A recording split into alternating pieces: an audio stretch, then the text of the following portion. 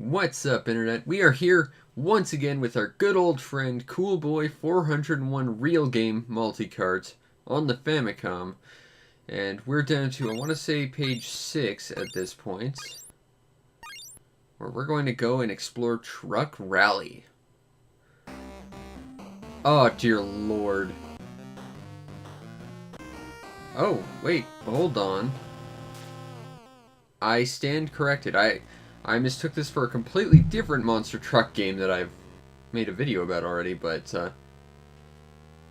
this is not much better. Now, speeding up does not appear to be powered by pressing and holding like the accelerator. It seems to be based on like tapping it. Oh, no, there it goes. I don't know why it wasn't accelerating before, but this is weird. Is there a... Oh, okay, I think there might be a... No, maybe not. I'm trying to figure out, like, if there's a gear system or something. Whoa! And we're backwards because we can't figure out turning on an incline.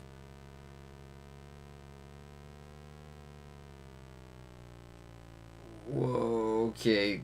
So isometric is not a good view style to begin with, but when you do it in such a way that your graphics kind of bleed into each other like that, that's not exactly good. I mean, I'm holding the button down, but I'm not really going any faster. But if I tap it, yeah, okay. Kind of like I was thinking, I think you have to tap it. I think, which is a weird way to deal with acceleration, a great way to get hand cramps real quick. It feels like really bad knockoff like RC Pro-Am. Except that was a good game. That said, I think it's better than Bigfoot, the other NES monster truck game. I mean, it doesn't even really look like you're in a monster truck. It makes you look like you're in like a tow truck.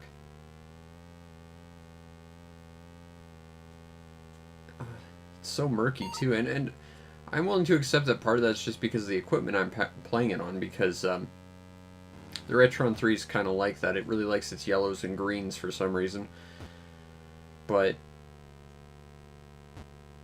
at some point, it's just a matter of the sprite designs are just kind of bleeding into each other, not terribly good, and I cannot for the life of me figure out how to control this stupid truck. What? I guess I landed on a landmine, maybe? Oh, that's an unpleasant sound. There's no music or anything, it's just a dull humming. I hate that about modern, like, racing games, too. They focus so much on, like, the sound of the car that they don't, like, put decent music in. It's like, well, it's great that you're trying to make the game sound like the car, but at the same time, that's the first thing I turn down so I can listen to anything else, because it's boring and it's just going to end up leading to auditory deafness eventually. Having to listen to loud car rumble in the background instead of, like, anything else. Maybe this was the precursor of that. It's definitely not a very fun feeling game, and for some reason I'm now going backwards. And I just stopped. So I was holding down the accelerator that entire time too, so I genuinely do not understand. What? No, we need to go this way. Ugh. They catch some decent air off those anyway. But, yeah, this game is... I'm willing to accept that I'm probably not playing this right, because I cannot figure out acceleration without breaking my thumb just from button mashing, but this is, not exactly a great game as far as I can tell. I've played significantly better racing games on the Famicom. Hell, I played significantly better racing games on the Famicom on this multi-card for you already. And while I've scoured this multi-card a fair bit, I've genuinely never played this. And I'm starting to think that was a blessing. And what do those numbers up top mean? 3, 2. Like, I initially thought that might be like a like a gear change setting, but it seems to be going randomly. It doesn't seem to indicate lap or position because we're way behind the other guy. And there only appears to be 2 of us, so how it could be 3, I don't know. That's pause. A seems to kind of accelerate if you mash it. B doesn't seem to do anything, and select does nothing as well, so... Huh. Okay, well, screw this. Alright. So next we have Bingo 75. Oh, Bingo. Oh god. Sachin, what have you done this time? Sachin's made lots of pirate games, and they're usually original, which is impressive, and they usually at least have an interesting concept behind them. But this is just a bloody fruit machine.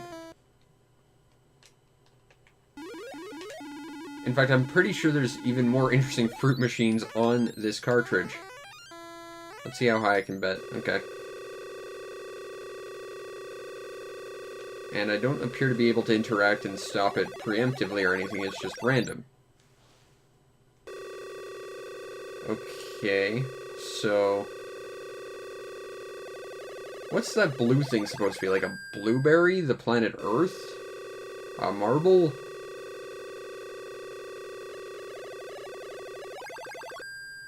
Ugh. So, randomness. There are much better games that are basically randomness that you could be playing right now. Like, what's that PC game I loved the ever-living crap out of back when it came out? FTL. You could be playing that. That's basically a fruit machine, except it's interesting, and still requires a certain degree of skill, despite it basically being entirely random. There's a million and one other games that are based on the idea of random generation that you could be playing that aren't this. Hell, you could be playing a better version of this in original Pokemon just for the sake of trying to get a Porygon. And at least then you would be trying to accomplish something. This is just depressing. And the sad thing is, Sachin's actually made some good work. I've played a few of their games. They might not be great because, you know, they're pirate games, but, you know, they've done better than this.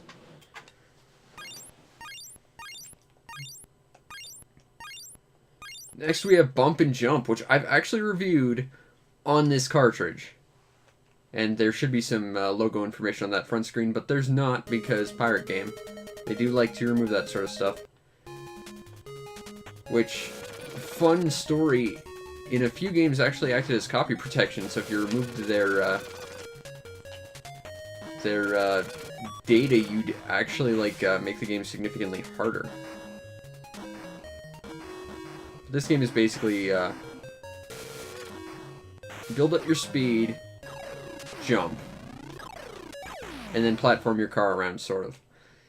I've reviewed this, go check out that review, but, I find this game quite fascinating because it's a very, very simple game, it's a very, very small game, but I find it really weirdly, like, entrancing. Like, I just find this game to be really fun, even though it's brutally hard.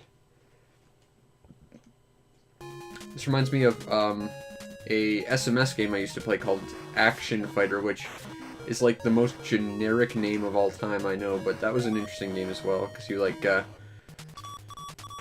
think it was Action Fighter anyway, where you drove a car down a road and, like, what was weird about that game was, if I recall, the only way to get an extra life in that game was to run over a robotic cat head on, like, the 5th stage, and that was the only life in the game you could get. It was a weird game, but this game is very good.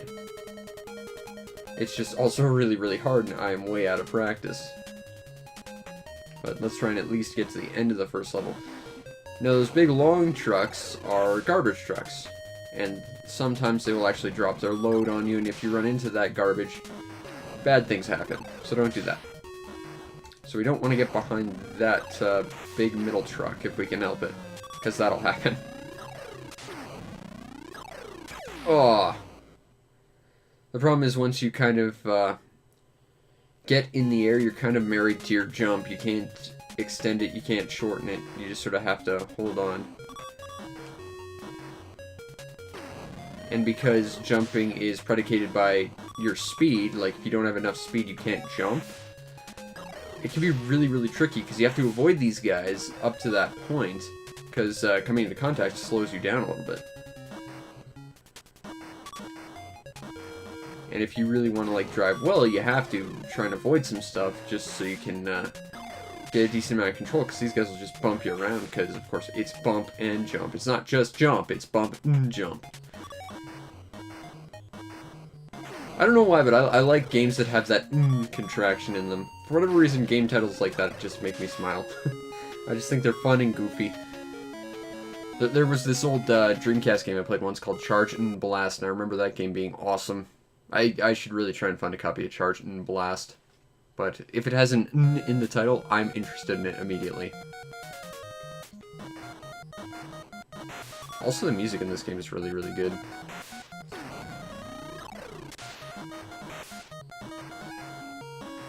Woo!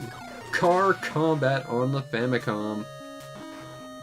And the greatest thing about this game is if you want a copy of Bump and Jump, it is ridiculously cheap last I checked. You can get it for, like, basically nothing. And, I mean, it's a simple game, so some of you might just be like, well, yeah, it's worth basically nothing, but at the same time, it's a really good game. I kind of find it funny because I don't normally find these, like, really, really simplistic games all that interesting or fun to play. And it's weird because I've seen people talk a really big game about a similarly very simplistic NES Famicom game called Scoon. And I've seen that, but I don't really get why people like it, but at the same time, I feel like that for Bump and Jump. It's very simple, but it's really, really way more fun than it deserves to be. Also, shoutouts to Blaze Fielding, everyone's favorite ass-kicking DA, for being the flag bunny for this chapter. I gotta play Streets of Rage again. I think this is about as far as I could actually get during the review. This level always got me, and that's like the thing. You've got limited numbers of lives, too. Whoa, we're in farming territory now. Now that said, this is not the best driving game on the NES and Famicom. It's not even the best one on this cartridge. I wouldn't even technically call it a driving game. It's a game where you're a vehicle, but I don't think you're driving. That said, I'm pretty sure Super Spy Hunter's on here, and that game is the tits. So, next we have Dino Riki. Okay, so this game was originally called New Type. And the screen is completely messed up because we're getting rid of all copyright. And this game is ridiculously hard, from what I remember. All I really knew about this game before playing it on this multi-cart was people complained about it being stupid hard and it just being bad, and it's not great. I mean, so far it looks kind of like just a subpar, like, shooter, and so far it is, but they later add platforming, and that's your jump. Just that. Have fun. I mean, at least they give you 3 hits before you die, but, I think you'd have to actually be a new type to be really good at this game. Or at the very least come in here rocking a Gundam. That would probably help things. I mean, Gundams could clear a city block in a single jump if they needed to. But that jump, that gets you out of the way pretty quick, moving side to side, but I don't even think we're going to get to platforming bits. And I'm willing to accept that I'm bad at this game, and most games fine, but if being bad at games means I'm bad at this game, I'm okay with being bad at games, because this game is terrible. Whoa! Oh, we got the Adventure Island axes. Okay, we got an extra heart, that's nice. Okay, so, fun story about me and shmups. I know a lot of people love to get speed-ups in shmups. I can't freaking stand them.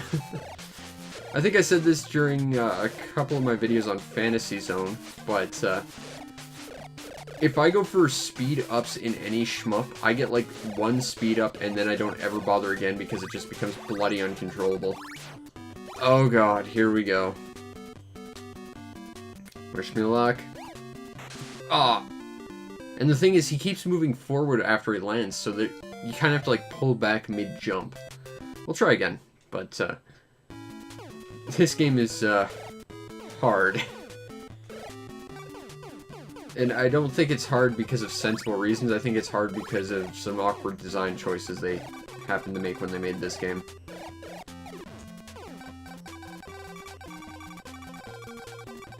How many more shots does it take to open flower?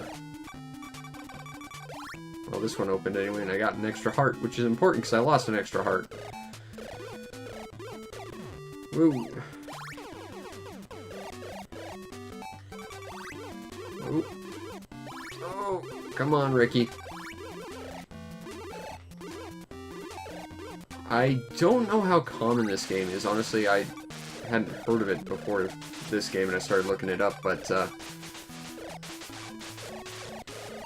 I don't think I've ever actually seen a physical copy of this game, and that's okay.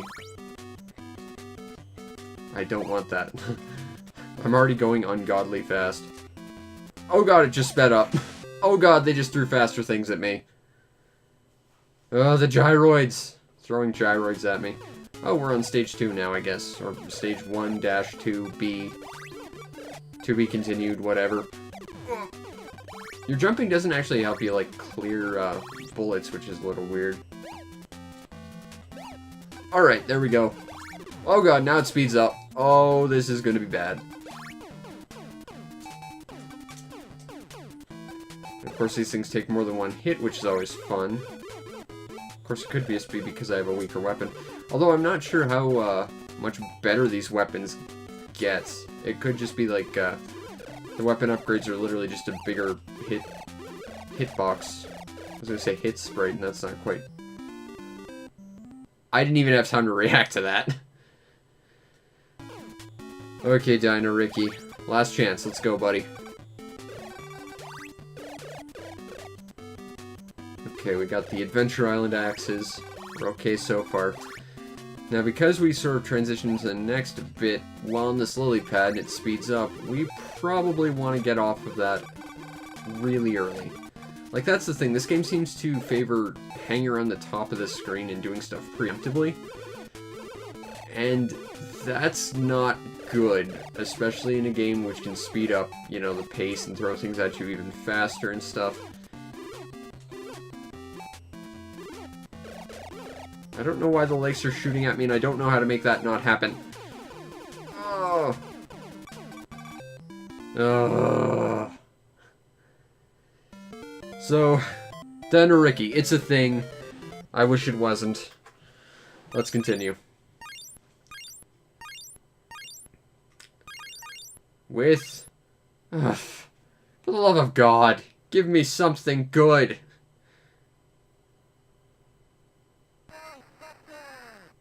Yes, it's that. And congratulations, that's the best thing about it. And I think it froze. Oh, no it didn't. I've remembered hearing something about this game once where... I don't even remember how to play this game. Yeah, this, like, this sort of driving down the road nonsense. This was apparently, like, the original dock for this game. I don't even think it was originally supposed to be a Ghostbusters game. I think it was just supposed to be, like, a driving down the street game. And then they just sort of had to tack on a bunch of extra nonsense that didn't really make sense. At least that's what I've heard. I don't know how factually accurate that is, but this is another terrible license game.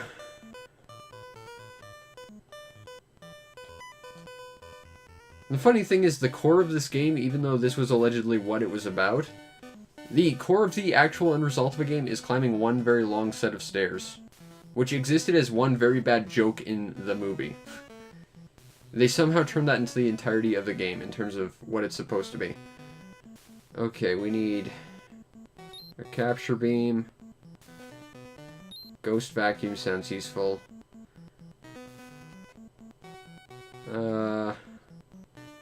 And some ghost food, sure.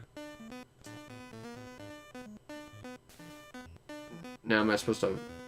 It's been a long time since I've seen this. I need a trap, okay.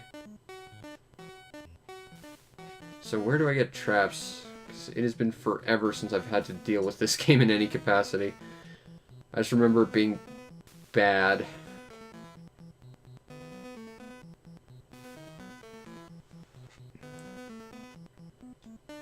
Which is a shame, because there's actually some, like, legitimately good Ghostbusters games out there. There was...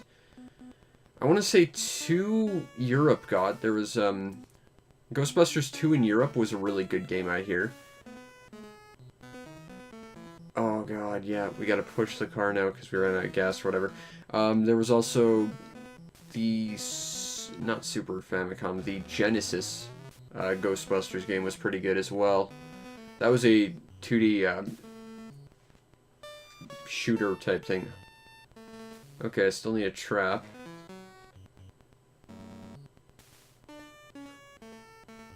Now, if I recall, you can't let too many ghosts get to the center building or bad things happen. Which, well, I mean, I'm playing this game, so bad things are already happening. I think that would be a blessing at this point, but, you know, it's Ghostbusters! It's that game. You know, the sad thing is, the best thing about this game is they took that opening shot and sound clip and used that in another really terrible licensed game, The Three Stooges, for a very early joke. And the sad thing is, that was the best thing this game ever did, was already being in another terrible game. I don't want to play this.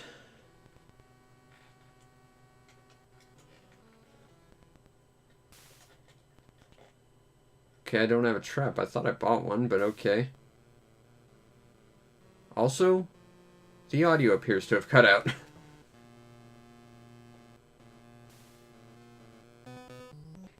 Oh, there we go. That was an uncomfortable amount of silence this game gave us. It was weird. It was like, well, is it working? What's on the table here in terms of the situation that's going on with the audio game? Yeah, we ran out of gas again. Oh, no, we didn't. Okay, so... I'm not seeing any traps, though. I see vacuums, which I already bought. And a capture beam, and a hyper beam and ghost food, but no traps.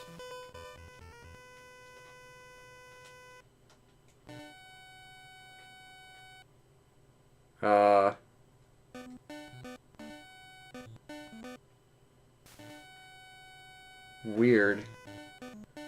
There seems to be no real sense in how to freeze the audio, but it freezes. And I think that's intentional. Like, that's just me pressing the select button.